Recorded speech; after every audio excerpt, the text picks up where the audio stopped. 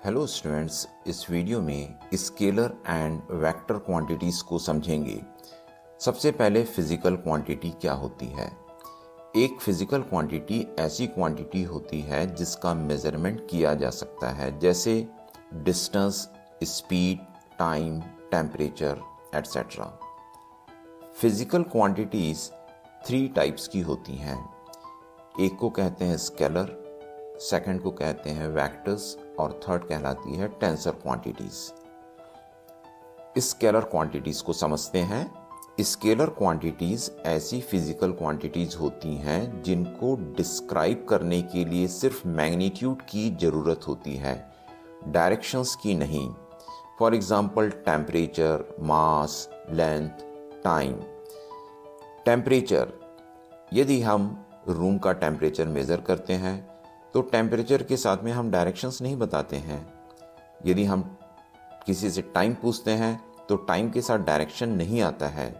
तो टेम्परेचर, मास, length, time, ये सब फिजिकल क्वांटिटीज स्केलर क्वांटिटीज कहलाती हैं।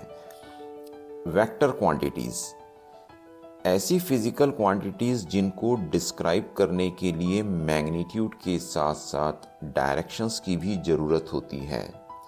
For example displacement, velocity, acceleration, force, ये सभी फिजिकल क्वांटिटीज़ हैं जिनको डिस्क्राइब करने के लिए मैग्नीट्यूड और डायरेक्शन दोनों की ही ज़रूरत पड़ती है। यदि हम कहते हैं कि एक पार्टिकल का डिस्प्लेसमेंट 5 मीटर है तो हमें यह बतलाना पड़ता है कि डिस्प्लेसमेंट 5 मीटर किस डायरेक्शंस पर है। अब representation of a vector quantity पर आते हैं। एक वेक्टर क्वांटिटी को रिप्रेजेंट करने के लिए एक एरो का यूज करते हैं।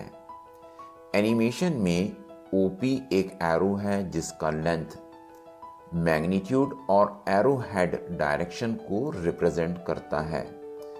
एरो के पॉइंट ओ को इनिशियल पॉइंट और पॉइंट पी को टर्मिनल पॉइंट कहते हैं। अब कुछ इंपॉर्टेंट काइंड्स ऑफ वेक्टर्स को समझेंगे। Number 1, unit vectors. एक वेक्टर जिसका मैग्नीट्यूड यूनिट होता है और एक स्पेसिफिक डायरेक्शन को दिखाता है, यूनिट वेक्टर कहलाता है। इसे कैप या हैट से रिप्रेजेंट करते हैं। किसी वेक्टर ए के यूनिट वेक्टर ए कैप को हम लिख सकते हैं A cap equals to vector A by modulus of vector A. Second kind of vector है कोलिनियर वेक्टर।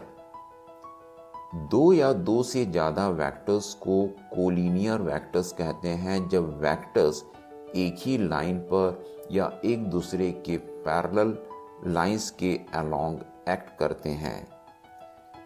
नेक्स्ट वेक्टर्स है इक्वल वेक्टर्स। दो वेक्टर्स इक्वल वेक्टर्स कहलाते हैं जब दोनों वेक्टर्स के मैग्नीट्यूड और डायरेक्शन सेम होते हैं। अगला वेक्टर है नेगेटिव वेक्टर।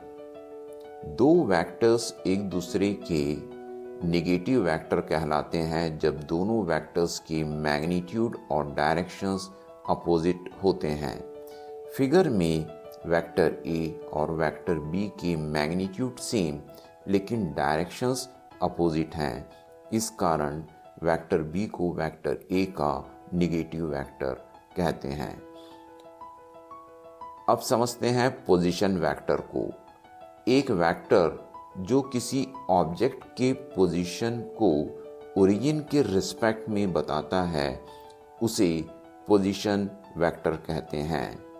फिगर में एक ऑब्जेक्ट की किसी इंस्टेंट पर पोजीशन ए है तब वेक्टर ओ ए ऑब्जेक्ट के पोजीशन वेक्टर कहलाता है।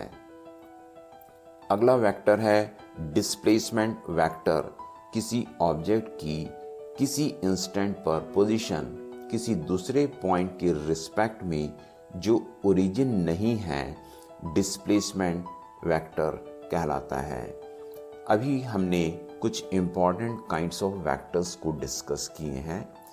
अब third kind of physical quantity है टेंसर क्वांटिटी।